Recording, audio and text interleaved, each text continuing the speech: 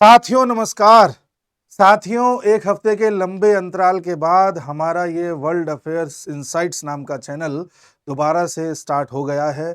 मैंने political affairs insights पर video बना करके आपको बताया था कि हमारा ये चैनल सस्पेंड कर दिया गया था। इस पर हम कुछ भी चीज़ अपलोड नहीं कर पा रहे थे और ना ही कोई चेंजेस कर पा रहे थे किसी वीडियो में। अब हमको एक हफ्ते बाद सस्पेंशन हटा दिया गया है। तो मैं आप सबसे यही कहूँगा, जैसा कि मैंने पॉलिटिकल अफेयर्स इनसाइट्स में कहा था, कि इस चैनल को ज़्यादा से ज़्यादा प्रमोट करिएगा, क्योंकि शायद ये नेचुरल रीच वैसी हासिल ना कर पाए। कुछ लोगों ने इस पर शायद स्ट्राइक करी है या कहें कि रिपोर्ट किया है इस चैनल के कुछ वीडियोस पर, और रिपोर्ट करने वाले 0.5 फ्रंट के लोग हैं, आपको पता है। तो ऐसा कई यूट्यूबर्स के साथ हुआ था कि जिन्होंने भी पाकिस्तानी, बांग्लादेशी या भारत में 0.5 फ्रंट वालों को लेकर के वीडियो बनाई, उनको मास रिपोर्टिंग करवाई थी, जिससे कि वो कम्युनिटी गाइडलाइंस को हार्म कर दे और यूट्यूब उसे डिलीट कर दे और हमको एक स्ट्राइक भेज दे। तो हमको भी स्ट्राइक भेजी गई थी, जिसके चलते हमारा चैनल सस्पेंड कर दिया गया था। ऐसा बताते हैं कि 3 स्ट्राइक्स आ जाती हैं तो चैनल ही डिलीट हो जाता है। तो हम ऐसे किसी खतरे से बचें, उसके लिए आपके सपोर्ट की बहुत आवश्यकता है। सेकंड ऑप्शन भी हमें एक लेके चलना चाहिए। तो आप सबसे मैं ये कहूँगा कि हमारा पॉलिटिकल अफेयर्स इनसाइट्स और ज़िंदगी अफेयर्स इनसाइट्स 2 चैनल हैं, उनको भी सब्सक्राइब करके रखना कि कल को मान लो ये चैनल नहीं रहा तो कम से कम वहाँ कनेक्ट कर सकते हो। ऐसे तो इंस्टाग्राम पे भी हम हैं, अंकित दुबे जी के नाम से आप सर्च करेंगे तो मिल जाएगा। आप वहाँ भी हमें पकड़ के रख सकते हो। हम फेसबुक पे भी हैं, वहाँ भी पकड़ के रख सकते हो। तो मैं ये चाहता हूँ कहीं न कहीं किसी न किसी तरह से ये लोग कितना भी प्रयास करें हमको तितर-बितर करने का, हम किसी न किसी तरह से एक जगह दोबारा इकट्ठे हो जाएँ। ये मेरा प्रयास है। खैर, आज की वीडियो को मैं स्टार्ट करता हूँ। अब हम रेगुलर वीडियो लेकर के आएँगे, रेगुलर अपडेट्स लेकर के आएँगे। ठीक उसी तरह से वीडियोज़ हमारे आएँगे जैसे पहले आ रहे थे। तो स्टार्ट करते हैं। जैसा कि आपको पता है कि हमारा इधर चैनल स्टार्ट हुआ, उधर युद्ध स्टार्ट हो गया। जहाँ पर इज़राइल ने ईरान के ऊपर एक के बाद एक स्ट्राइक्स करी हैं। ईरान के टॉप कमांडर्स को मार दिया गया है। ऐसे लोग या तो जो वहाँ पे आर्मी में थे या फिर वहाँ के न्यूक्लियर प्रोग्राम से संबंधित थे, उन्हें मारा जा चुका है। जहाँ भी ईरान न्यूक्लियर प्रोग्राम को चला रहा था, जहाँ भी उसके एक्सपेरिमेंट हो रहे थे, यूरेनियम का एनरिचमेंट हो रहा था, उन सभी साइट्स पर ईरान की पे इज़राइल ने हमले किए हैं और इज़राइल ने यह दावा किया है कि उसने ईरान के इन सभी साइट्स को नष्ट कर दिया है। इज़राइल का कहना यह है कि हम लगातार हमले करते रहेंगे, तब तक करते रहेंगे जब तक ईरान को पूरी तरह से हम ये न्यूक्लियर वेपन बनाने से रोक ना डालें, खत्म ना कर डालें। अब ये जो पूरा मामला चल रहा है, ये क्यों हो रहा है? सब ईरान के पीछे क्यों पड़े हुए हैं? इसमें यूएसए का क्या रोल है? इसमें पाकिस्तान का क्या रोल होने वाला है? इसमें भारत कहाँ फंसेगा? भारत का क्या रोल होने वाला है? सारा कुछ आज मैं डिस्कस करने जा रहा हूँ।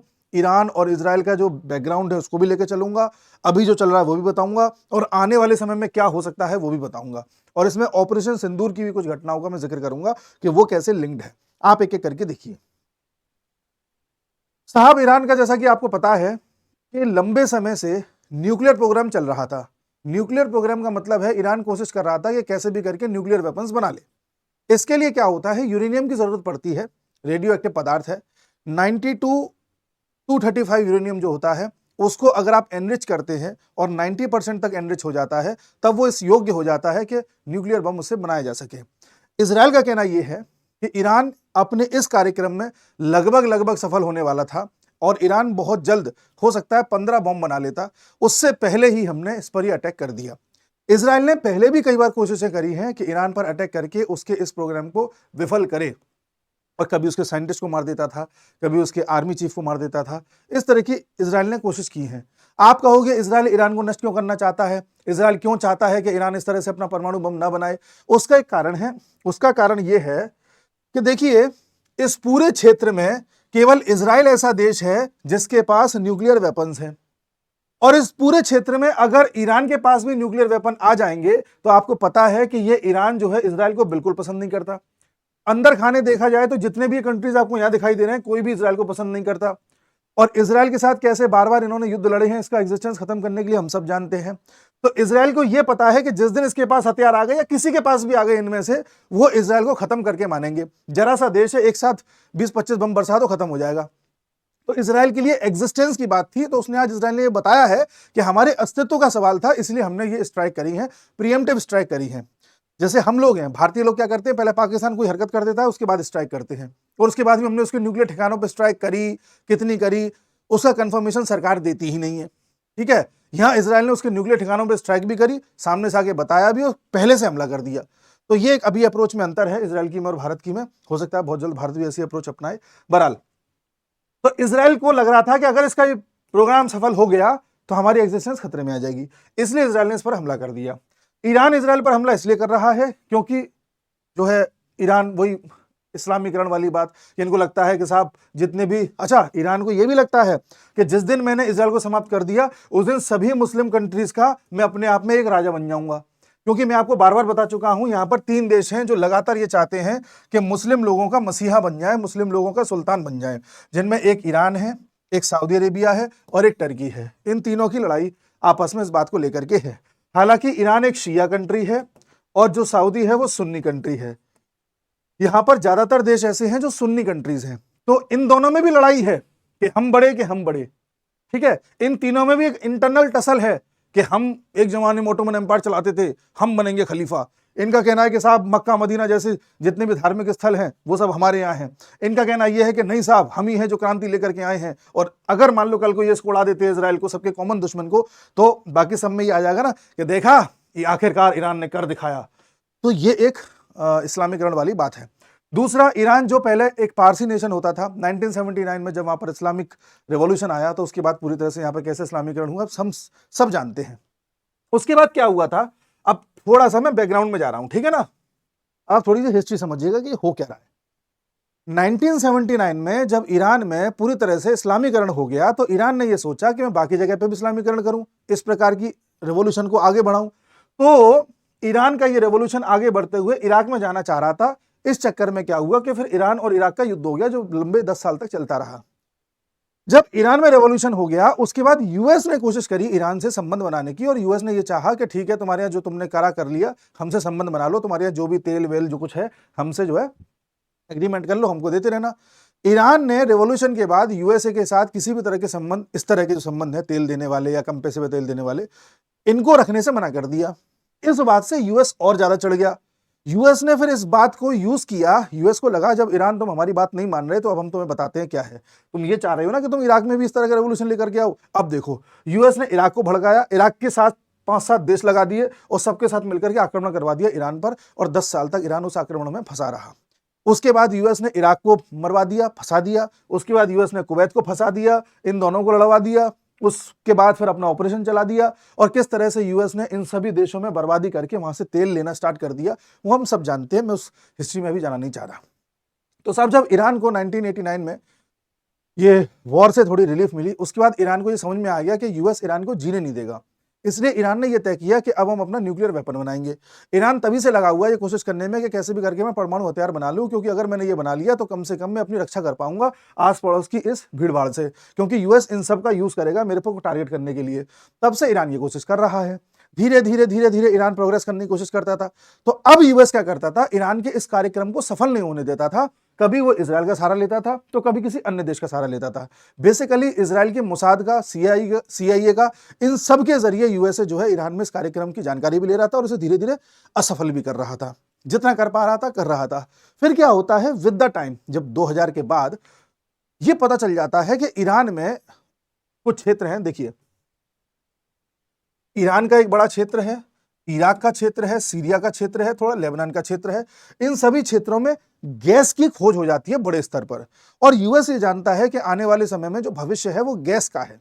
अभी जैसे पेट्रोलियम है, डीजल पेट्रोल इन सब का यूज हो रहा है, आने वाले समय में गैस का यूज होगा फ्यूल के तौर पर। तो यूएस को ये पता था, और गैस के भंडार ईरान में बहुत ज्यादा है। इन सब में अगर देखा जाए तो सबसे ज्यादा ईरान में ही भंडार है। दुनिया के कुछ गिने चुने देश हैं जहां पर गैस के अच्छे खासे भंडार है, नेचुरल गैस के, जैसे रशिया है, ईरान है, वेनेजुला है, तुर्कमेनिस्तान है। ये 4 देश हैं जिनमें बहुत ज्यादा है। आप गौर करेंगे रशिया पर इस समय सैंक्शंस हैं यूएस के, वेनेजुला पर सैंक्शंस थे, ईरान पर सैंक्शंस हैं।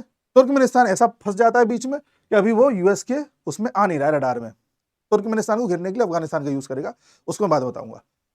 तो हुआ क्या कि साहब ईरान में जैसी गैस के इन रिजर्व्स की खोज हुई तो यूएस के दिमाग में लालच जागा कि यार ये गैस हमको चाहिए कैसे भी करके, क्योंकि आने वाले समय में इसी का भविष्य है और सस्ती गैस अगर हमें मिल गई तो अभी तो हम दूसरे देशों की सस्ती गैस का इस्तेमाल करके अपनी सारी एनर्जी वगैरह, इंडस्ट्रीज वगैरह इन सबको चला लेंगे और अपनी तरह से पूरी इकोनॉमी को मजबूत कर लेंगे। कल को जब दुनिया में खत्म हो जाएगी तब हम अपनी गैस और पेट्रोलियम को यूज करेंगे और दुनिया को बेचेंगे अच्छे अच्छे दाम पे। तो यूएसए हमेशा पैसे के हिसाब से सोचता है। तो यूएसए को लगा यार कि ईरान ऐसे मानेगा नहीं, न्यूक्लियर वेपन बना के ही मानेगा, ये न्यूक्लियर कार्यक्रम चलाता ही रहेगा, चलो इससे क्यों ना डील करते हैं। फिर ओबामा ने फाइनली ये तय किया कि एक बार इससे डील करते हैं और इसको जरा समझाते हैं। तो ओबामा ने क्या किया, 2015 के आसपास की बात है, इन्होंने एक प्लान ऑफ एक्शन साइन किया जिसमें P5 प्लस जर्मनी, P5 का मतलब जिनकी यूएनएससी में परमानेंट सीट है, USA, Russia, China, France, UK, ये 5 देश और एक जर्मनी, इन सब ने मिलकर के ईरान के साथ एक समझौता किया। उस समझौते में ईरान से ये कहा कि ईरान तुम हमें एक बार अपनी न्यूक्लियर साइट्स दिखा दो, कहीं तुम न्यूक्लियर वेपन तो नहीं बना रहे। अगर तुम न्यूक्लियर वेपन बना रहे हो तो हम आपसे ये कहेंगे न्यूक्लियर वेपन मत बनाओ, हम में से कोई तुमसे कुछ नहीं कहेगा ईरान, तुम हमसे डील कर लो, बदले में हम तुम्हारी मदद करेंगे कि तुम न्यूक्लियर कार्यक्रम को आगे तो बढ़ाओ, लेकिन बम बनाने के लिए नहीं, बिजली बनाने के लिए, न्यूक्लियर रिएक्टर्स बनाने के लिए हम उसमें तुम्हारी पूरी मदद करेंगे। ईरान ने कहा ठीक है हम तैयार हैं, चलो ऐसा ही तो ऐसा ही सही। यूएसए को लगा चलो बढ़िया है, यहां से कम ईरान से कुछ संबंध ठीक तो हुए, अब धीरे धीरे बिजनेस की बात भी कर लेंगे और सारा काम हो जाएगा। ईरान जानता था कि ऐसा ये लोग करने जा रहे हैं। इतने में क्या होता है, 2016 में चुनाव होते हैं यूएस में, डोनाल्ड ट्रंप आ जाते हैं।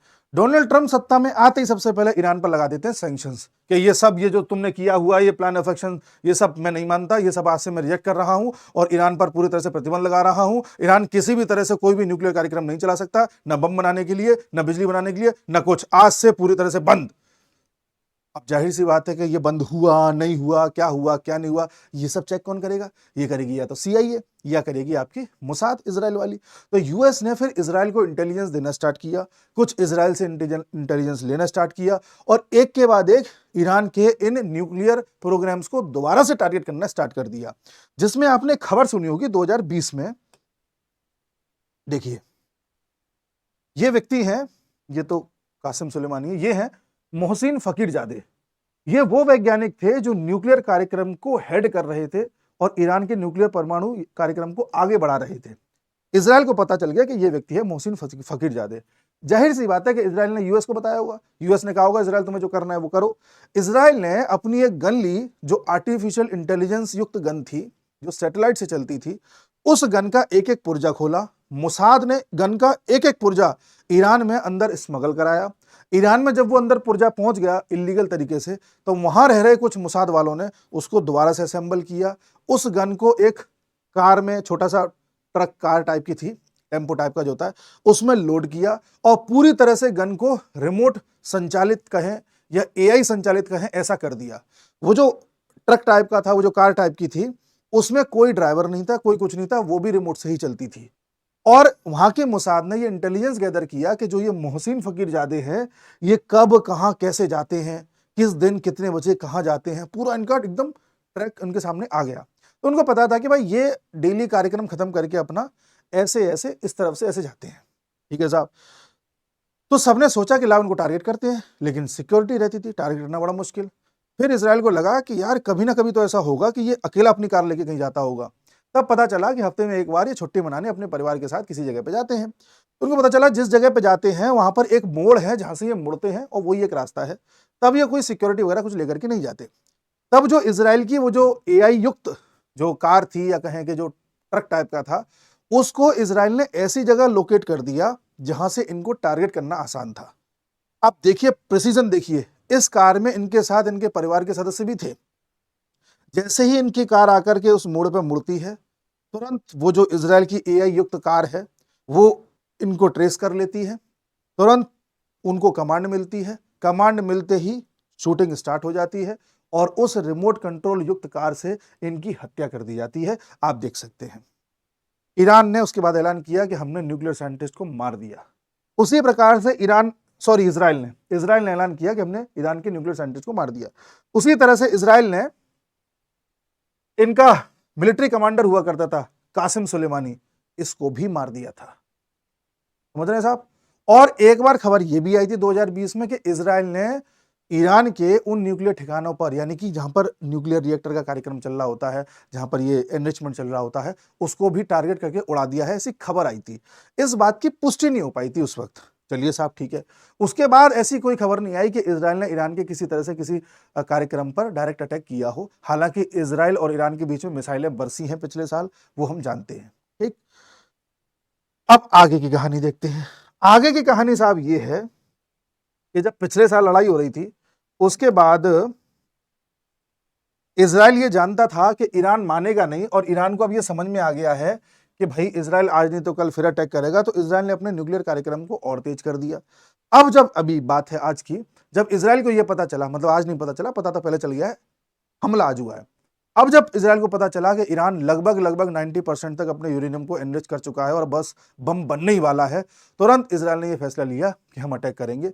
और इजराइल ने ईरान की उन ठिकानों पर हमला किया जो या तो सैन्य ठिकाने थे, जहां पर मिलिट्री के टॉप ऑफिसर्स बैठे हुए थे, या वो ठिकाने थे जहां पर न्यूक्लियर प्रोग्राम से संबंधित बड़े बड़े साइंटिस्ट बैठे हुए थे, या वो ठिकाने थे जहां पर न्यूक्लियर बम बनाने वाली जितनी भी फैसिलिटीज हैं वो सारी थी। ठीक है साहब, ऐसे इन सभी ठिकानों पर हमला हुआ है, जो मैं आपको दिखा सकता हूं। यहां ये देखिए, ये जितने भी आप ठिकाने देख रहे हैं ईरान में, ये वही हैं जहां पर या तो सामान रखा हुआ है, या साइंटिस्ट है, या आर्मी ऑफिसर है।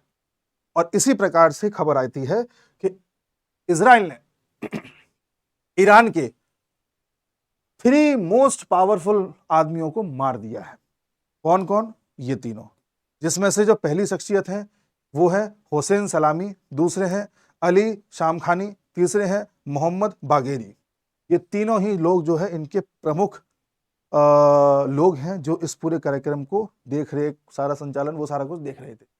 सबसे हैरानी की बात यह है कि जैसे ये व्यक्ति जो मैंने आपको भी दिखाया था, कासिम सुलेमानी हुआ करता था इनका आर्मी चीफ, उसी प्रकार से जो अभी इनका कमांडर इन चीफ था, इसका नाम जो मैंने आपको दिखाया था, जनरल हुसैन सलामी, इसको भी इजराइल ने मार दिया है।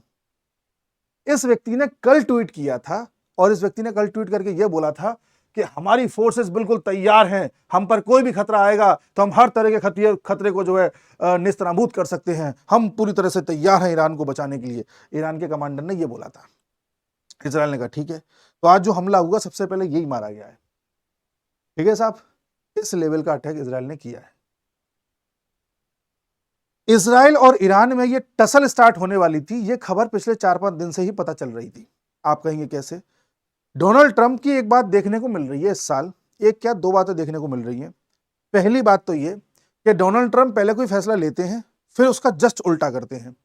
जैसे डोनाल्ड ट्रंप ने पहले चाइना पर टैरिफ लगा दिए दुनिया भर के, लग रहा था चाइना के सबसे बड़े दुश्मन है, अब चाइना से बात करने की बात कर रहे हैं, कह रहे हैं हम डील करेंगे आपके साथ, ये करेंगे वो करेंगे। ठीक है, उसी प्रकार से यही डोनाल्ड ट्रंप है जो इलोन मस्क को पहले इनके दोस्त थे इलोन मस्क, फिर दोनों में इतनी लड़ाई हो गई कि एक दूसरे शक्ल नहीं देख रहे, अब पता चल रहा है कि दोनों पैचअप करने की सोच रहे हैं। ठीक है साहब, तुम इससे भी पलट गए। यही डोनाल्ड ट्रंप है जिनकी सरकार ने यह कहा था, जेडी वेंस ने यह कहा था कि भारत पाकिस्तान के युद्ध में हम किसी की तरफ नहीं है, हमें कोई मतलब ही नहीं है, ये लोग कुछ भी करें, और 24 घंटे में ही आप आ जाते हो नेता बनकर कहते हो कि हमने सीज फायर कराया है। यही डोनाल्ड ट्रंप है जो लगातार भारत के पक्ष में रहकर के बात करते थे, भारत के साथ खड़े रहते थे, और आज पाकिस्तान को गले लगाने में लगे हुए हैं। यही डोनाल्ड ट्रंप है जिन्होंने भारत पाकिस्तान की लड़ाई, अच्छा ये सारी मैंने जो चीजें बताई ये वो हैं जिसमें डोनाल्ड ट्रंप पलट रहे हैं। इस बार ये पलटू राम के भेष में आए हैं। अच्छा, इस बार एक चीज और बताऊं मैं आपको, डोनाल्ड ट्रंप पिछले कार्यकाल में ईरान पर सैंक्शंस लगा के गए थे बहुत सारे, इस कार्यकाल में जैसे ही आए सैंक्शंस हटा करके ईरान से बातचीत करने को तैयार है। ये एक और इनका पलटू राम का एग्जाम्पल है। तो एक तो ये पलट रहे हैं इस साल, दूसरी इनमें जो विशेषता देखी गई है वो ये कि कोई भी घटना होती है उससे 1-2 दिन पहले ये हिंट दे देते हैं कि घटना होने वाली है। जैसे रशिया और यूक्रेन में जो अभी हुआ था, यूक्रेन ने जिस तरह से रशिया में अंदर जाकर के अटैक करवाया था, ड्रोन अटैक, उससे कुछ समय पहले ही डोनाल्ड ट्रंप ने इस बात की हिंट दे दी थी। उसी तरह से भारत पाकिस्तान के युद्ध से पहले ही अमेरिका ने यह हिंट दे दी कि पाकिस्तान में जितने भी अमेरिका के लोग रह रहे हैं वो वापस तुरंत आ जाए, और ये भी बात कही गई कि यह मामला आगे बढ़ सकता है भारत पाकिस्तान का, इस तरह से चिंताएं व्यक्त करी थी उन्होंने, तो उससे पता चल गया था कि कुछ हो सकता है। उसी प्रकार से भी 3-4-5 दिन पहले की बात है, ज्यादा नहीं 3-4 दिन पहले की बात है, जब डोनाल्ड ट्रंप ने यह कहा कि हम मिडिल ईस्ट से अपने सारे लोगों को और जितने भी हमारी फोर्सेस हैं उनको वापस बुलाएंगे। तो तुम बुलाओगे वापस क्योंकि तुम्हें पता है कि वहां पर कुछ होने वाला है। यही तो ना, ये सबको पता था कि होने वाला है, पर इतनी जल्दी हो जाएगा ये अंदाजा नहीं था। जो लोग डोनाल्ड ट्रंप को ट्रेस कर रहे हैं वो जान पा रहे हैं कि 3-4 दिन के अंदर अंदर ही हो जाता है जब डोनाल्ड ट्रंप कहते हैं तो देखिए मैं आपको दिखाता हूं, ये रहा, US evacuates personnels from Middle East in sign of growing regional tensions. तो इन्होंने पहले ही इनको निकालना स्टार्ट कर दिया था, यानी कि यूएस को पता था कि इजराइल कुछ ऐसा करने जा रहा है। अच्छा, जब इजराइल ने ये कांड कर दिया आज, उसके बाद यूएस कह रहा है कि हमें भैया इससे कोई लेना देना नहीं है, हमें कोई मतलब नहीं इजराइल ने क्या किया क्या नहीं किया है, और हमने ना किसी से कुछ कहा है ना हम किस पचड़े में पड़ रहे हैं। इसलिए ईरान से हम ये कह रहे हैं कि ईरान तुमको जो करना है करते रहना, किसी भी यूएस की फैसिलिटी पर आप हमला मत करना, ईरान से कहा है। क्योंकि यूएस को ऐसा लग रहा है कि अब ईरान जब हमला करने पे आएगा तो ईरान हो सकता है हमला करते करते बात इतनी बढ़ा दे कि दूसरे देशों का मैटर भी इसमें आ जाए। जैसा कि आपको पता है कि ईरान को जब लगेगा कि अब यार इजराइल को निपटाना है, तो क्यों ना यमन में जो हमारा हूती ग्रुप रह रहा है, जो ईरान समर्थित ग्रुप है, इसके जरिए सऊदी को बजाना स्टार्ट कर दें। क्यों ना लेबनान में जो हिजबुल्लाह ग्रुप है जिसको हम सपोर्ट करते हैं, उसके जरिए आसपास इजराइल वगैरह इन सब में भी हमला करवाना स्टार्ट कर दें। क्यों ना हमारे जितने भी प्रॉक्सीज अलग अलग जगहों पर रह रहे हैं उनके जरिए फिर बाकी लोगों से भी बदला लेना स्टार्ट कर दें। हो सकता है कि इजराइल ईरान के लिए ऐसी स्थिति पैदा कर दे कि ईरान का जीवन मरण का सवाल आ जाए। जब ईरान का जीवन मरण का सवाल आ जाएगा और जब लड़ाई बहुत ज्यादा बढ़ जाएगी तो ईरान हो सकता है बाकी जगह भी लपेटना चालू कर दे अपने प्रॉक्सीज के जरिए। जैसा कि आप जानते हैं ईरान के जो ये प्रॉक्सी हैं जिनको सपोर्ट करता है ईरान, जैसे हुती हो गए, हिजबुल्लाह हो गए, ये आए दिन यूएस के किसी न किसी फैसिलिटी पर हमला करते रहते हैं। जिस वक्त ईरान के ये प्रॉक्सी ग्रुप अलग अलग जगह हमला कर रहे हो, उस वक्त कहीं ऐसा ना हो कि ईरान यूएस की फैसिलिटीज पर भी हमला कर दे। क्योंकि आप जानते हैं कि इन देशों में अलग अलग जगहों पर या तो यूएस के सोल्जर्स तैनात है, या यूएस के बेसेस हैं, या यूएस के हथियार कहीं पर है। जैसे कि आप देखें कतर है, कतर में यूएस का सबसे बड़ा एयरबेस है इस पूरे क्षेत्र में। कतर में ही क्यों बनाया? क्योंकि कल को अगर ईरान को घेरना हो तो आसान पड़ेगा, समझ रहे हैं? तो यूएस को अब ये अंदाजा है कि ईरान अब टूट के बरसेगा, और ईरान ने अभी 200 ड्रोन से हमला कर भी दिया इजराइल के ऊपर। ये मामला आगे भी और बढ़ना है। तो यूएस कहीं ना कहीं इस बात को जानता है कि ईरान अब यूएस के ठिकानों को भी टारगेट कर सकता है, इसलिए यूएस ने कहा भैया हम इस पचड़े में नहीं पड़ रहे हैं, आप जानो और इजराइल जाने। अब जब यूएस ने ऐसा कहा है तो इसका मतलब वो इस पचड़े में पड़ेगा, क्योंकि मैं आपसे बार बार कह रहा हूं वो जो कहता है उसको उल्टा कर रहा है। ऐसी स्थिति में पड़ेगा, वो वैसे ही पड़ा हुआ है, बिना यूएस की सहायता के ये नहीं कर सकता था ऐसे अटैक। ठीक है, अब जब ये यूएस के पचड़े में पड़ेगा मामला, तब क्या होगा? ऐसी स्थिति में आप देखेंगे यूएस के काम आएगा एक 50 रुपए में काम करने वाला देश जिसका नाम है पाकिस्तान। जी, पाकिस्तान चूंकि ईरान से सटा हुआ है, और अभी जब ईरान पर हमला करना होगा यूएस को, तो यूएस को पाकिस्तान के एयर बेसिस की जरूरत पड़ेगी, और यूएस पाकिस्तान के एयर बेसिस का इस्तेमाल कर सके, हवाई पट्टियों का इस्तेमाल कर सके, इसलिए यूएस ने पाकिस्तान को बचाया था भारत से। भारत जब दे दनादन पाकिस्तान को फोड़ने में लगा हुआ था, उस वक्त यूएस ने पहले तो पाकिस्तान को बचाया। पाकिस्तान गिड़गिड़ा था, यूएस बचा लो, यूएस बचा लो, यूएस बचा लो। फिर यूएस ने इंटरवेंशन करी, भारत ने ज़्यादा फोड़ दिया था, बताते हैं कहीं ना कहीं रेडिएशन भी लीक हो गया था। तो उसके बाद यूएस ने आकर के भारत से कहा, या पाकिस्तान से कहा कि तुम भाई भारत से बात करो, उसी के पास जाओ, वही माफ कर सकता है।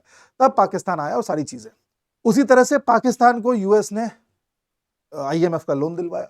उसी प्रकार से पाकिस्तान में ट्रंप के बेटे ने जाकर के क्रिप्टो करेंसी में निवेश किया हुआ है। उसी तरह से अभी यूएस में अलग अलग मिलिट्री जनरलों को लेकर के एक यूएस का आर्मी डे है, उसमें सभी को बुलाया गया है, एज अ गेस्ट बुलाया है। तो उसमें आसिम मुनीर को भी बुलाया है यूएस ने। तो यूएस इतना ज्यादा मेहरबान क्यों है आसिम मुनीर पर, इतना ज्यादा मेहरबान क्यों है पाकिस्तान पर, इतना ज्यादा पाकिस्तान के पक्ष में बातें क्यों कर रहा है आजकल? कारण ये है, मैंने आपको पहले भी बताया था कि पाकिस्तान को यूएस तब तक बचाएगा जब तक उसके काम आ रहा है। जिस दिन पाकिस्तान यूएस के काम आना बंद हो गया, उस दिन बलूचिस्तान अलग हो जाएगा पूरी तरह से। अलग तो वो है ही, उसको मान्यता मिल जाएगी, और फिर बलूचिस्तान का यूज किया जाएगा ईरान को टारगेट करने के लिए। ठीक है, क्योंकि बलूचिस्तान भी ईरान वाले हिस्से को तोड़ करके अपने बलूचिस्तान वाले क्षेत्र को पूरा करना चाहता है। बलूचिस्तान केवल उतना नहीं है जितना पाकिस्तान में दिख रहा है, उसका कुछ क्षेत्र ईरान में भी है, ऐसा बलोच लोगों का मानना है। कुछ क्षेत्र अफगानिस्तान में भी है, ऐसा बलोच लोगों का मानना है। तो जाहिर सी बात है, एक बार जब वो पाकिस्तान से अलग हो लेंगे तो वो फिर सोचेंगे कि ईरान वाला हिस्सा भी हमें मिल जाए। तब यूएस बलूचिस्तानियों का यूज करेगा ईरान को टारगेट करने के लिए। अभी वो फिलहाल पाकिस्तान का यूज कर रहा है। तो ये पूरी कहानी है यूएस और पाकिस्तान की एंगल की। अच्छा, यूएस ने पाकिस्तान को जिस तरह से बचाया, या जिस तरह से उसे मरने से बचा लिया, या कहा कि भारत के सामने जाके एक बार भीख मांग ले, वो सारी चीजें हैं। यहीं पर ऑपरेशन सिंदूर वाला रोल आता है, जो मैंने आपसे पहले बताया था कि ऑपरेशन सिंदूर इससे कैसे जुड़ा हुआ है, आप जान सकते हैं। ठीक है। अब साहब होना क्या है, होना तो ये है कि लड़ाई तो भी बहुत भीषण होनी है इजराइल और ईरान के बीच में। ठीक है साहब, अभी ये मामला और बढ़ेगा, बढ़ करके हो सकता है कि ईरान के पूरी तरह से न्यूक्लियर फैसिलिटीज को धुआं धुआं कर दिया जाए। अभी तक रेडिएशन लीक नहीं हुआ है कहीं भी, क्योंकि डायरेक्ट यूरेनियम पे हमला नहीं हुआ है, फैसिलिटीज पर हमला हुआ है, लोगों पर हमला हुआ है जो उस कार्यक्रम को चला रहे हैं। ये हमला अगर ज़्यादा बढ़ता है तो इस पूरे मिडिल ईस्ट में आप देखेंगे धीरे धीरे लोगों का पलायन बढ़ जाएगा तेजी से, क्योंकि लोग अपनी जान बचाने के लिए वहां से भागेंगे। कुछ लोग जो यूएई में रहते हैं, घर खरीद के बैठे हुए हैं, फ्लैट खरीद के बैठे हुए हैं, वो छोड़ छोड़ के यूएई भागेंगे, जहाँ जहाँ से आए हैं वहाँ भागेंगे। विशेष तौर से पाकिस्तानी भारतीय लोग जो वहाँ बस गए हैं वो वहाँ से निकल के भागेंगे। बाकी जितने भी लोग हैं जो वहाँ पर निवासी हैं, अगर वो फंसते हैं तो वो निकल निकल के भागेंगे यूरोप की तरफ, क्योंकि वो हमेशा यूरोप ही भागते हैं जब भी उनके साथ ऐसा कुछ होता है। लेकिन यूरोप में इस तरह से जो अभी माहौल बना हुआ है, जो एक राइट विंग की बयार आई हुई है, उसको देख करके लगता नहीं है कि यूएस में यूरोप में उस लेवल का इस बार पलायन हो पाएगा। देखना यह है कि अब किस ओर ये मामले जाते हैं। इसमें माइग्रेशन बहुत होगा, हमले बहुत होंगे, महंगाई पर असर पड़ेगा, भारत ईरान के संबंधों पर असर पड़ेगा, भारत के लिए और ज़्यादा संकट गहराता जाएगा कि भारत क्या करे क्या ना करे। बड़ी डिप्लोमेसी कठिन पड़ जाती है इस स्थिति में। और यूएस भी इस समय पाकिस्तान को इस तरह से गले लगा करके भारत को भी सबक देना चाह रहा है कि भारत, तुम जो हमसे F-35 नहीं खरीद रहे ना, 5वीं पीढ़ी का विमान, देखो अब हम तुम्हारे दुश्मन को गले लगाएंगे। क्योंकि भारत ने कहीं ना कहीं हल्का सा इंटरेस्ट दिखाया है Su-57 लेने में रशिया से। बट मुझे लगता है कि शायद भारत Su-57 भी नहीं लेगा, वो अपने AMCA को ही आगे बढ़ाएगा, जो उसका 2030-31 तक पूरा कार्यक्रम होना है भारत का। भारत खुद का ही 5वीं पीढ़ी का विमान बनाएगा, ऐसा मुझको पर्सनली लगता है। बाकी ऐसी कोई एविडेंसेस, मैं किसी एविडेंस के बेस पर नहीं कह रहा कि भाई रशिया से कुछ ये लेंगे ही नहीं। यूएस को इस बात की बड़ी ये है कि इसने हमने F-35 यूएस से क्यों नहीं लिया, वो उसको एक है। तो बिजनेस माइंडेड है यूएस। यूएस अपना बिजनेस यहाँ चलाएगा, इसराइल को देगा अपने हथियार। आप देखिएगा यूएस को बस कहीं ना कहीं युद्ध कराना होता है, वो उसको मिल गया। देखना ये है कि अब क्या होता है। जो कुछ भी होगा अगली वीडियो में चर्चा करेंगे। और आप लोग हमारे इस चैनल को प्लीज़ प्रमोट करना जितना ज़्यादा कर सको, वरना दब जाएगा चैनल, यही मैं आपसे कहूँगा। ठीक है, नमस्कार।